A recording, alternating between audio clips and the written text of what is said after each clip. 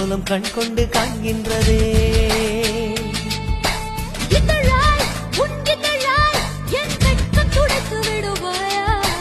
அங்கத்தில் வெட்கங்கள் எங்கெங்கு சொல்வாயா? எங்கெங்கு உண்டு என்று பூவண்டுக்கு சொல்லாதிருக்கான். அது தான் தேடி உண்ணாமல் பேரின்பம் வராதிருக்கான். இன்பமா பேரின்பமா அது வேண்டுமா?